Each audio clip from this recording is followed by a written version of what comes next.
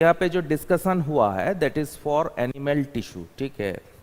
तो basically tissue क्या है, ये तुम लोग फाउंडेशंस में पढ़ के आए हो कि ग्रुप ऑफ सेल्स को टिश्यू बोला जाता है।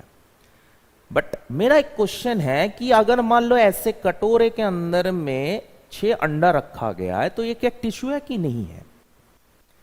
तो लगभग कंफ्यूजन क्वेश्चन है कि लोग बोल देंगे कि हाँ सर, एक अंडा तो एक सेल है, तो 6 अंडा 6 सेल है, तो ये तो भी ग्रुप ऑफ सेल है ना, तो ये भी टिश्यू बन जाएगा। बट आंसर इज नो, कि ये चीज टिश्यू नहीं है। अभी तो किस ग्रुप ऑफ सेल्स को हम लोग टिश्यूज बोलेंगे। सबसे पहले आपको देखना है कि ग्रुप ऑफ सेल्स जिसका ओरिजिन सेम होना है, किस कंडीशन में सेम होना है, एम्ब्रायोनिक कंडीशन में सेम होना है। एम्ब्रायोनिक कंडीशन में जो लेयर्स बनते हैं, यहां पे देख रहे हैं कि स्पर्म और ओवम अगर मिल जाएगा तो क्या बनता है, जाइगोट बनता है। जाइगोट से क्या बनता है, मोरूला बनता है। मोरूला से क्या बनता है, ब्लास्टुला बनता है। ब्लास्टुला से क्या बनता है, गैस्ट्रुला बनता है। ये जो गैस्ट्रुला स्टेज है, in this gastrula stage there are 3 layers. Outside है, ऊपर में जो लेयर बनता है उसका नाम है एक्टोडर्म, बीच में जो लेयर बनता है उसका नाम मेसोडर्म, और एकदम अंदर में जो लेयर बनता है उसका नाम क्या है, एंडोडर्म। तो किसी भी टिश्यू को अगर टिश्यू बोलना है तो must have the origin from one of this layers. किसी एक दिस लेयर से बनना चाहिए, आइदर एक्टोडर्म से बनना है, नहीं तो एंडोडर्म से बनना है, नहीं तो मेसोडर्म से बनना है, और नहीं तो तीनों चीज से बन सकता है। दूसरा इंपॉर्टेंट पॉइंट क्या है कि इस चीज को, जो मैंने बोला कि एक कटोरे के अंदर में अगर 6 अंडा रखा जाएगा तो ये टिश्यू नहीं है। क्यों नहीं है, क्योंकि टिश्यू किसी भी ग्रुप ऑफ सेल्स को हम लोग नहीं बोल सकते हैं, क्योंकि टिश्यू होने के लिए सेल्स के बीच में केमिकल कनेक्शंस होना इंपॉर्टेंट होता है, जिस चीज को हम लोग कैसे बोलेंगे, intercellular chemical substance. What do you mean by inter, 2 different things. 2 अलग अलग सेल के बीच में आपको क्या होना चाहिए, केमिकल सब्सटेंस होना चाहिए। अभी नंबर 3 में देखो, जैसे ब्लड को देख लो, ब्लड में क्या क्या सेल्स होता है, आरबीसी होता है, डब्ल्यूबीसी होता है एंड प्लेटलेट्स होता है। आरबीसी को बहुत ध्यान से देखो, ये डिक्स लाइक होता है। कैसा सेपेट है, डिक्स। डब्ल्यूबीसी का न्यूक्लियस देखो, मल्टीलोब्ड। प्लेटलेट्स को देख लो, इट्स लाइक फ्रैगमेंट्स, छोटा छोटा टुकड़ा है। तो हर एक का स्ट्रक्चर अगर देखोगे, स्ट्रक्चर अलग हो जा रहा है। Now come to the function. RBC का काम क्या है, हीमोग्लोबिन बनाना एंड ऑक्सीजन ट्रांसपोर्ट में मदद करना। डब्ल्यूबीसी का काम क्या हो रहा है, बीमारी से बचाना। प्लेटलेट का काम क्या हो जा रहा है, ब्लड को क्लॉटिंग करना, खून को क्लॉटिंग करने में मदद कर रहा है। तो इन सारे सेल का स्ट्रक्चर क्या हो गया, डिफरेंट हो गया। सारे सेल का फंक्शन क्या हो गया, स्पेसिफिक हो गया। तो हम लोग बोल सकते हैं ना, क्योंकि ब्लड एक टिश्यू है, तो हम लोग क्या बोल सकते हैं कि group of cells having different structure and specific function. Now come to skin. Skin में आ जाते हैं। स्किन को देखो, स्किन के ऊपर में जो सेल्स देख रहे हो, लगभग सेल्स का स्ट्रक्चर कैसा लग रहा है, फ्लैट, इरेगुलर, ठीक है।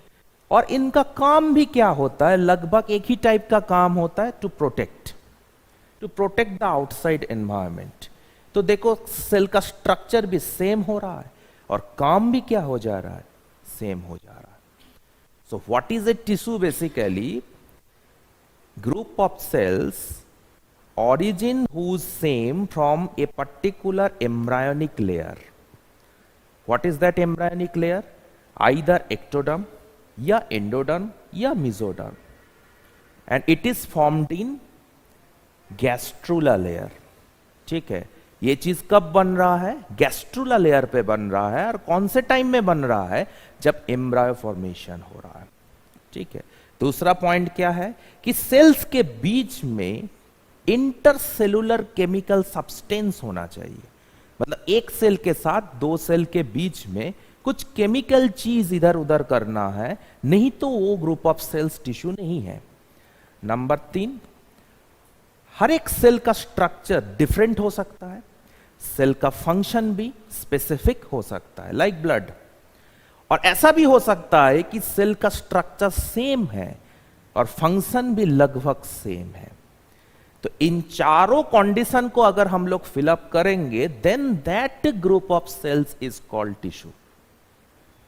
किसी भी ग्रुप ऑफ सेल को हम लोग टिश्यू नहीं बोल पाएंगे, ठीक है। और एक चीज तुम लोगों को ध्यान देना है कि ओरिजिन जो सेम हो रहा है ये हमेशा एम्ब्रायोनिक कंडीशन में होना चाहिए। किसी ने अगर यहां पे एडल्ट लिख दिया तो गड़बड़ हो जाएगा। वाई?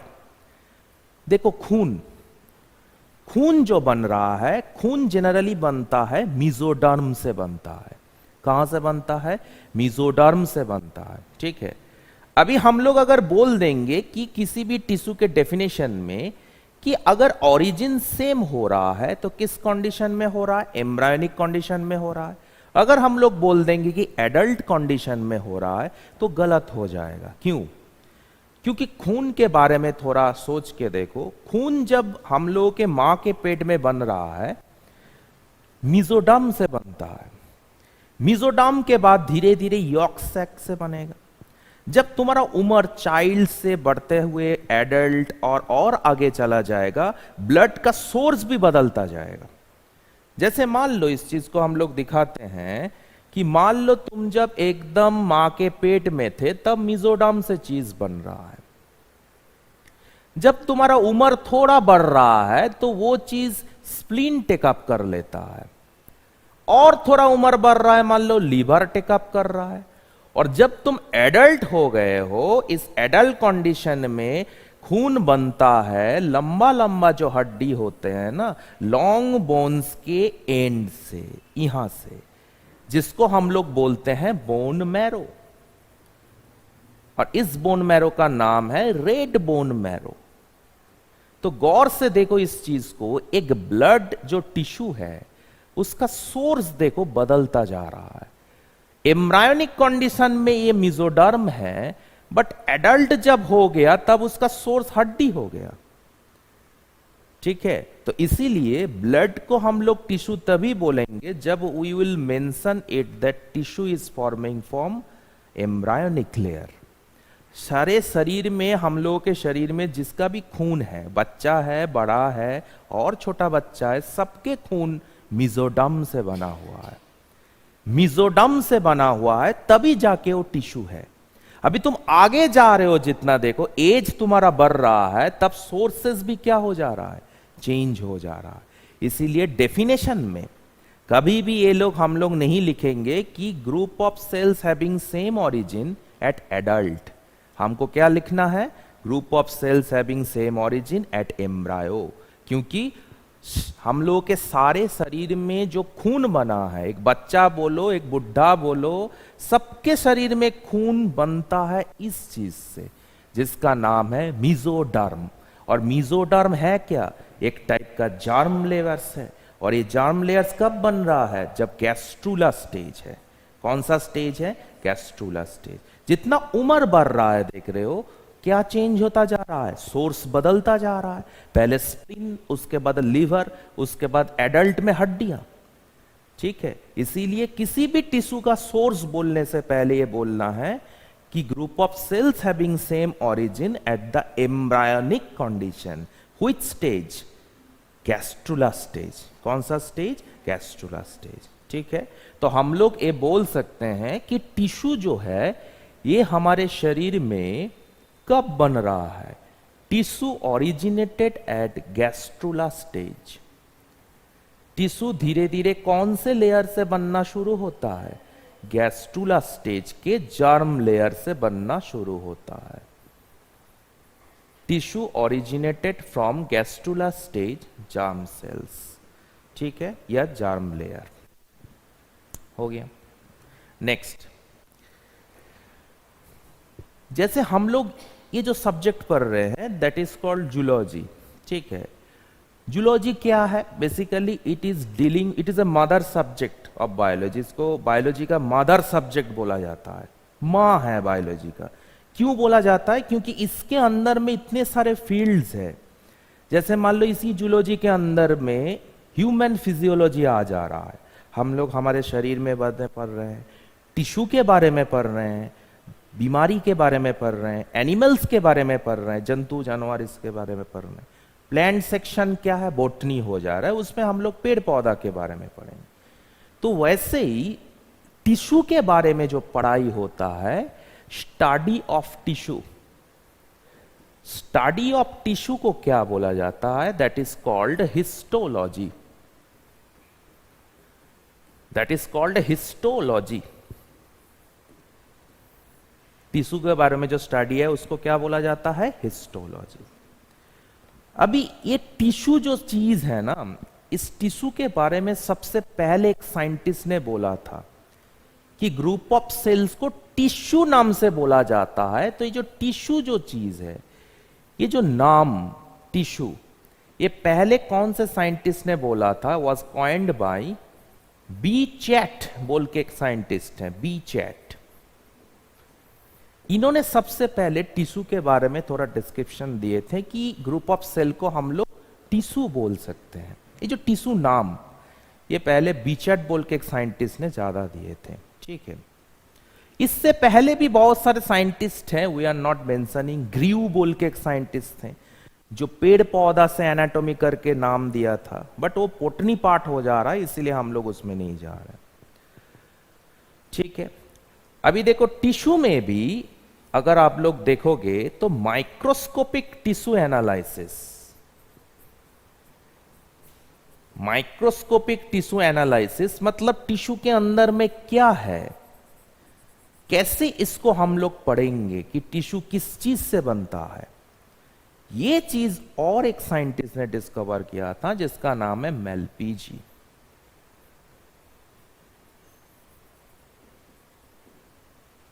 इसको माइक्रोस्कोपिक टिश्यू एनालिसिस बोला जाता है।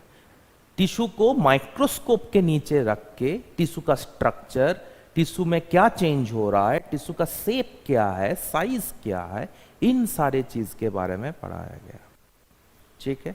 So that's all for the discovery कि स्टडी ऑफ टिश्यू को क्या बोलेंगे, histology. The tissue termed was coined by Bichat and from botany side that is Grew. Microscopic tissue analysis कौन किया है, मेलपीजी। क्या बोला है, मेलपीजी ने बोला है कि माइक्रोस्कोप के नीचे टिश्यू को कैसे दिखाया जाता है। इसके बाद देखो हम लोग जो चीज देखेंगे कि एनिमल्स में, इन एनिमल्स टिश्यू सबसे पहले किस में आया था, एनिमल्स में टिश्यू सबसे पहले किस में आया था, that is the group called cnidarians. उस ग्रुप को क्या बोला जाता है, निडेरिया ग्रुप बोला जाता है। Basically it is a group of hydra and jellyfish.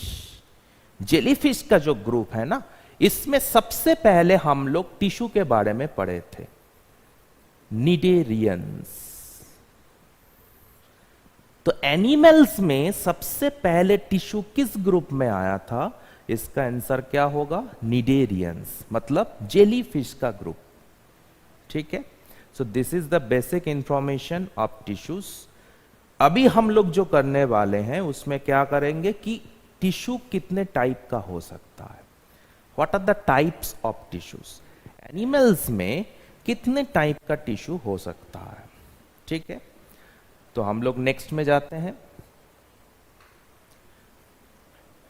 Types of animal tissue.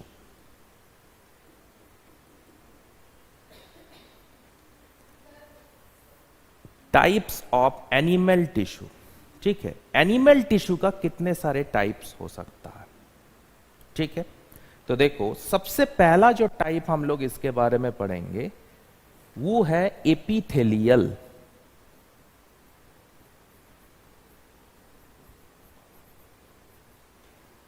दूसरा क्या होगा, connective.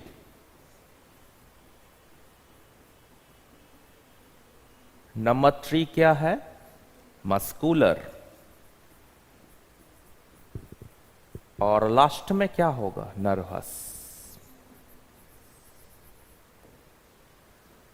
Epithelial, connective, muscular, nervous.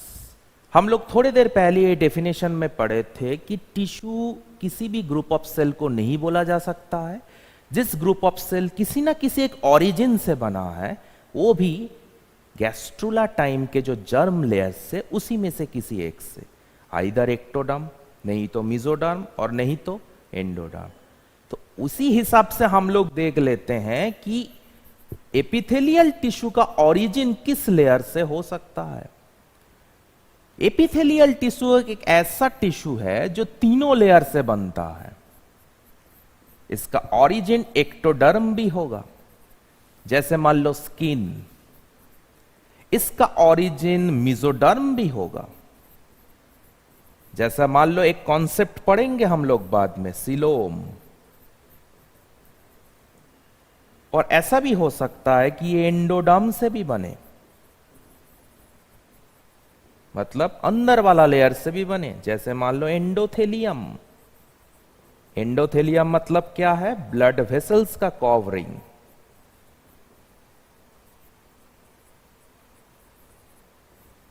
तो एपिथेलियल टिश्यू देखो तीनों लेयर से बन रहा है, एक्टोडर्म से भी बन रहा है, मेसोडर्म से भी बन रहा है, एंडोडर्म से भी बन रहा है।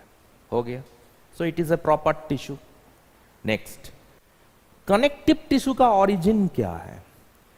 It is generally formed from mesoderm. ये चीज कहां से बनता है? मेसोडर्म से बनता है। मस्कुलर टिश्यू कहां से बनता है? ये भी मेसोडर्म से बनता है जनरली, एक्सेप्ट आंख में कुछ मसल्स होते हैं, जैसे iris muscle.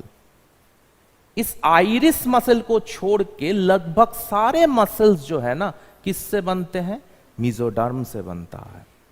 Now come to the nervous tissue. Nervous tissue का ओरिजिन जनरली होता है एक्टोडर्म। किससे बनता है? एक्टोडर्म से बनता है। बट इसमें भी कुछ एक्सेप्शंस हैं, एक्सेप्ट सम ग्लियल सेल्स। कुछ स्पेसिफिक ग्लियल सेल्स के बारे में हम लोग पढ़ेंगे जो मेसोडर्म से भी बन सकता है। तो इसको हम लोग रिपीट करते हैं कि हर एक टिश्यू किसी ना किसी एक जर्म लेयर से बनेगा, आइदर एक्टोडर्म, नहीं तो मेसोडर्म, और नहीं तो क्या? एंडोडर्म। ठीक है। तो एपिथेलियल टिश्यू किस लेयर से बनता है? तीनों लेयर से बनता है।